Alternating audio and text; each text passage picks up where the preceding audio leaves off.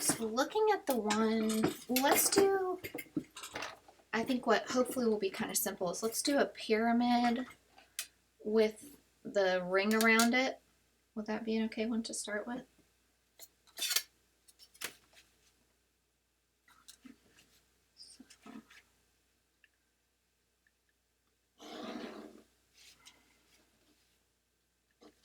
So to do a pyramid, you can do it one of two ways. You can either make a box and then cut the pyramid out of the box. So you'd have your finished box. You'd make an X on the bottom. Actually, you don't need to do that. You would just make an X on the top. And wherever your top point is, you would go down to all four corners. The other way you would do it is to start with just this plane, find the center, draw a line straight up, and then whatever height you wanted your pyramid to be, you would take that point and draw it back to all the corners. So let's start with that. To do that second option, you would start with basically a point.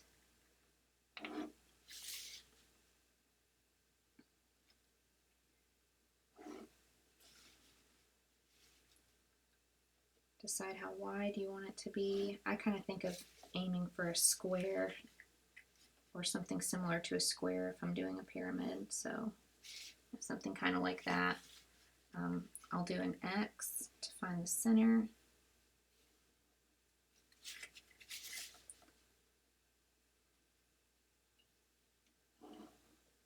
And then I'll use actually the right angle lined up with the bottom of my paper to make sure I'm making a very straight line.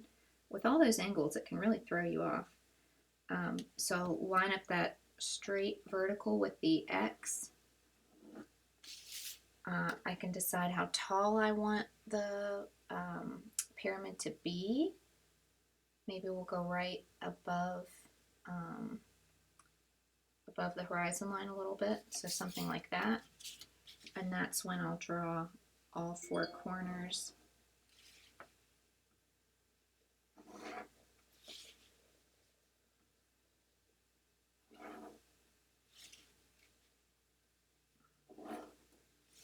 Now, I think the best way to place a ring around this would be kind of think about where you want it to be. I'm imagining it sort of right here. And the ring would have to be obviously bigger than whatever this whatever point you want it to wrap around. So let's say just making a mark on this diagonal, right? This gives us kind of a height for where the ring would be. So if I had kind of like a ribbon wrapping around pencils here, wrapping around the pyramid right there to give me a sense of the height, I'll probably do something like this. So, I can imagine a rectangle or a square this size would be too small to draw an ellipse in. But I have the placement for it. So now if I want to extend these a little bit, extend this a bit, these can start to help me imagine what a larger space might look like. So, now as I'm thinking about how big I would like the circle to be, I'm imagining this plane spreading out and sort of the circle sitting on that plane. So, when I imagine that, I kind of am sketching and I could see it coming to, almost out to here, right? So with this sort of visualized, visualized with those marks, I'm going to go ahead and draw a bigger rectangle or square that would go around the pyramid at the height that I've kind of determined. And I'm just that's why I kind of like to draw the circle before I decide on the size of the shape, because I want to make sure I'm I've made it big enough and I'm going out far enough for that ellipse to realistically pass around around this shape. So I might even go out a little further here. Now, when you have that, I mean, we can actually probably erase a lot of the rest of what's there, so we don't have too many distracting marks. The simple version of what I'm doing is I'm just trying to make a thin little box that I can cut an ellipse out of. So I've erased a lot of this, but I have this box right here. You can see it. And I want to make an ellipse out of that, but I also want it to have a little bit of depth. So I'm going to raise this up because it's going to be more like a ring than just a thin, you know, pinstripe line. So maybe I want it to be about that tall. I'll go back to the vanishing point again.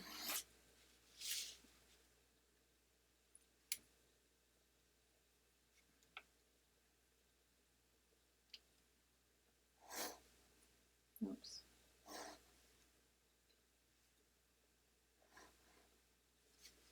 So now we have something wrapping around it, but that thing is not yet a circle.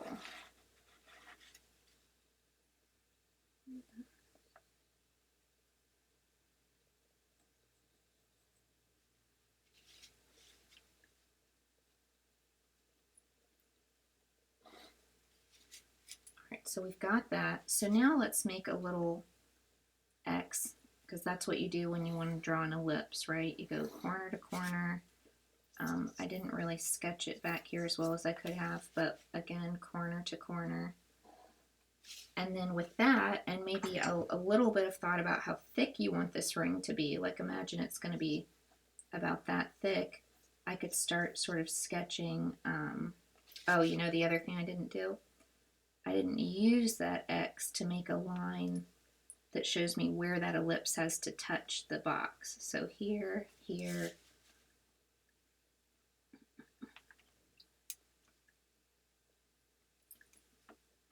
here, and here are those points where the ellipse needs to touch. Does that make sense? So I'm gonna now kind of sketch that ellipse the best I can and go straight down from those 2 points and know that I really need a second ellipse.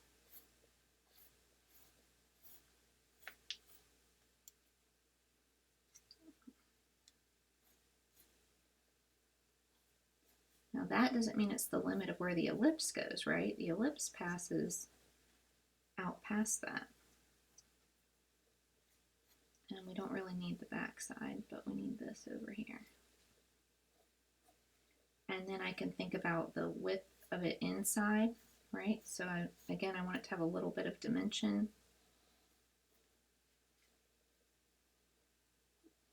Without doing anything too technical, I know it's going to get smaller as it goes back in space. So as this wraps around, I want to make sure there's not a moment where it gets bigger.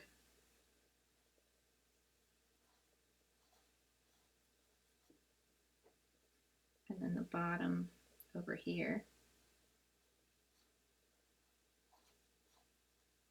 Kind of like that.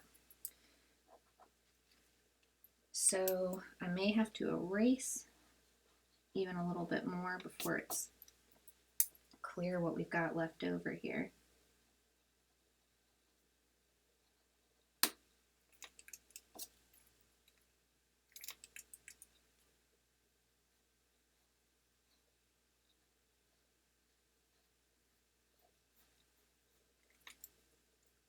I'm going to erase the scaffolding of this box, these angles.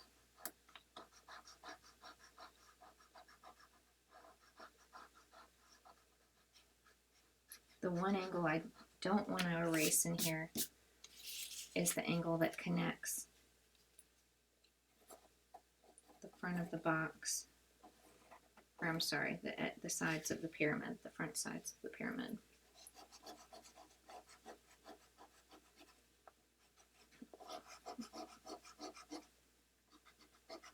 How does that look to you, Viraj? Is the shape making sense? Yes, and it looks pretty good. Yeah, I Okay. got it. Okay.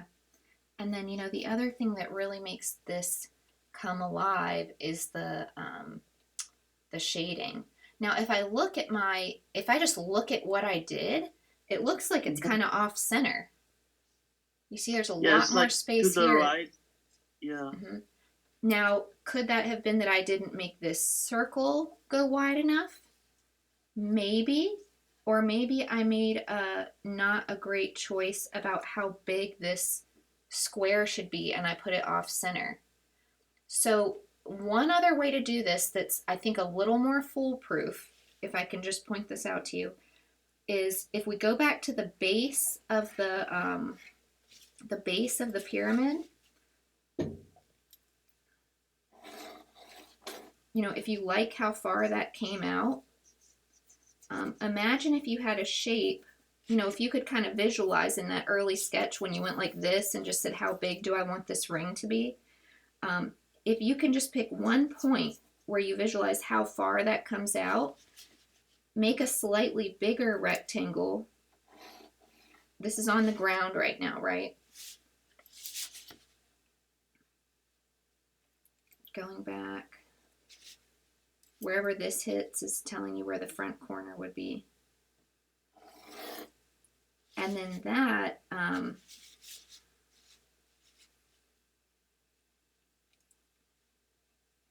will give you a proportional larger square to work with. So you could go, instead of me building out from right here, you could actually go straight up. Imagine this was a big box and place your edges of your box.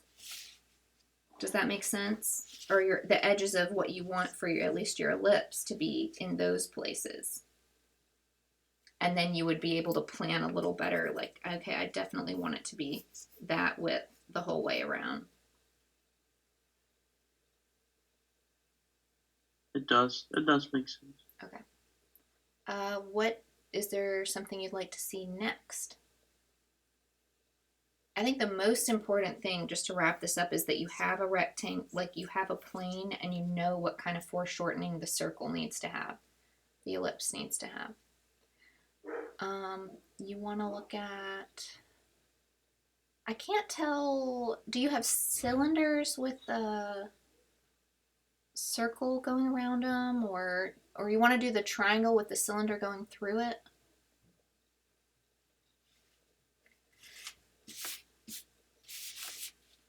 So there's, and I can't tell, I think this was meant to be above the horizon line. So let's start with the cylinder. And to do a cylinder, I really just try to do a box to start with. I don't know if that's the best way to do it or just how I'm the most comfortable.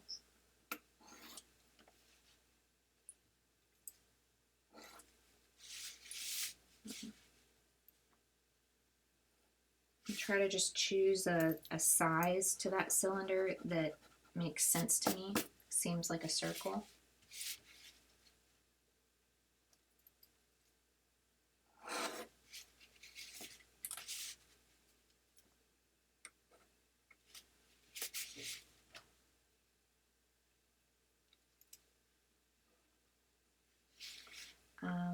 So I'll do an X here. That's going to help me with that ellipse shape. Because to do any ellipse, you really need the top, you know, middle, top and bottom middle, two sides. Those are the guides you need to draw any ellipse. I didn't finish the back of this box, but I guess I did need to. I was thinking I didn't need to. But you always need to, right? So there's the back.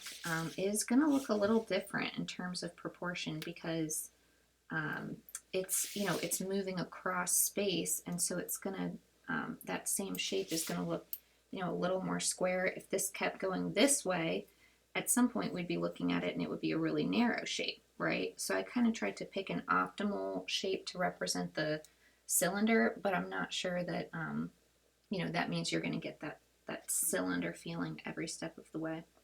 So I'm going to do the up and down.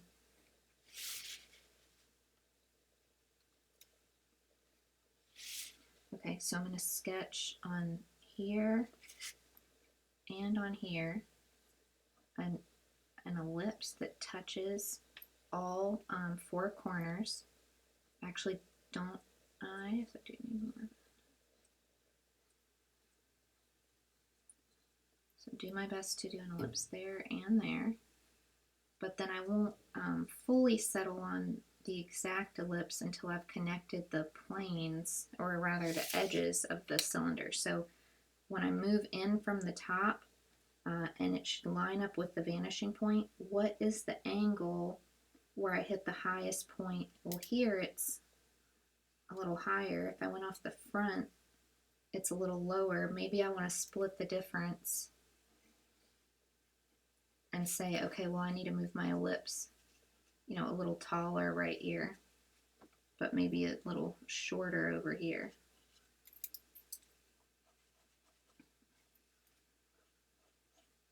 So just trying to work out that relationship happening. And then from the bottom, you do the same thing. You kind of come up until you hit this edge of the cylinder. These are the edge of the ellipse. These are a lot more similar. I don't think I need to make any real adjustments.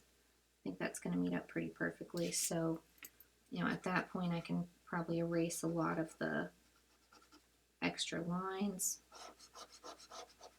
And the only thing that's really going to help the depth of this is the shading. When you start either, well, I guess in this case it's painting, but we've been dealing with cross hatching a lot too. When you start to show some cross contour marks that help describe, the way that this is going under, and maybe how the light is hitting it. So a little work with the hatching and cross hatching, or with shading, light side and dark side, can help a lot with that.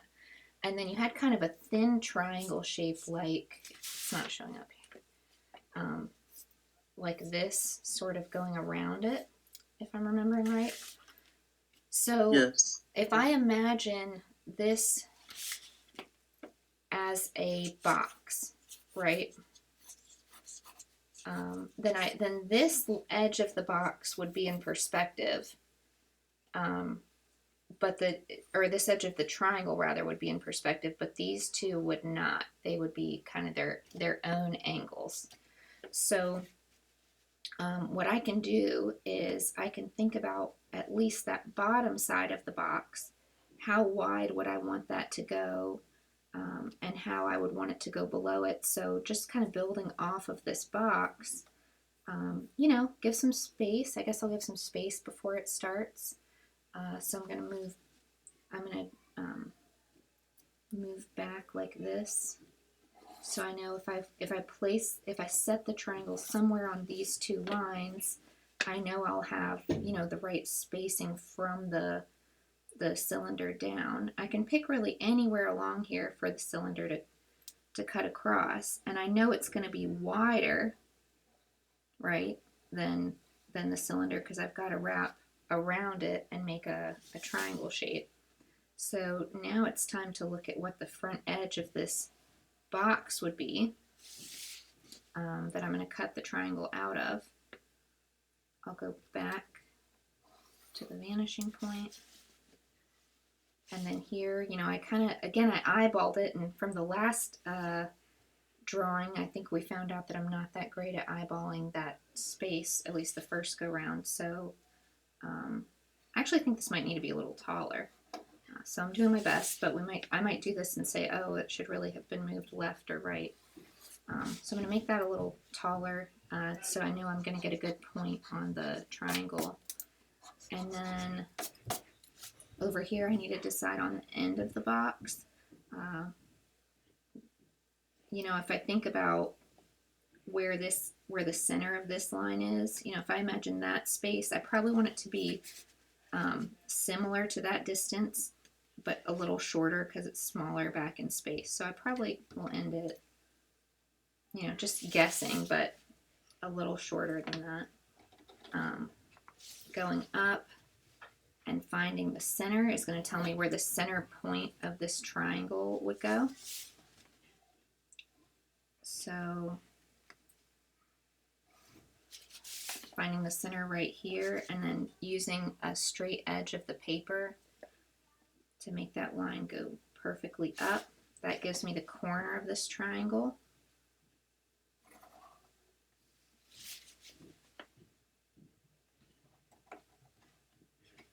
If I want to give a little depth to the triangle, well, first, if I want to give a little, width, like size to the triangle, I can just match these angles exactly.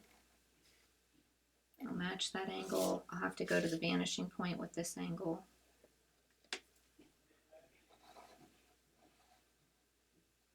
And then I'll also match this angle.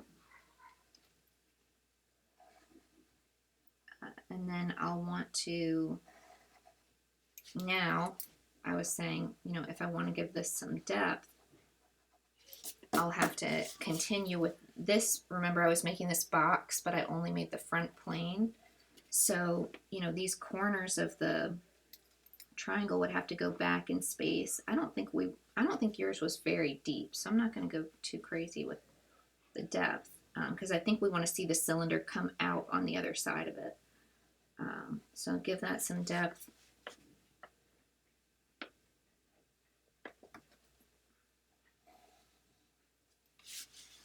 I'll have to draw this top point back to the vanishing point and then connect this angle, just kind of doing my best to keep it similar to that other angle. And then what I'm still missing is this inside plane. How wide is that? And remember, it's not this. This is not what you want to connect, because this line, if it went straight down, would be inside of, the very edge. So going back to the vanishing point, you want to point more like this to match that angle too. That's going to be in a little bit. That's going to give you the width of the interior of that box. So now you can see, probably a little shading will make it easier to see this inside.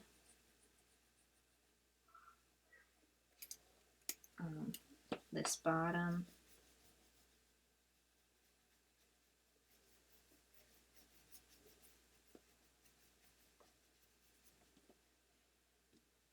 This, I know there's two lines there, like a double line, but that's actually nothing. That was just a mistake. Yeah, got it. Okay. Any other shapes? That looks good. Okay, you want to play with The those? triangle, yeah. You'll play with those and then let me know if you think of any more.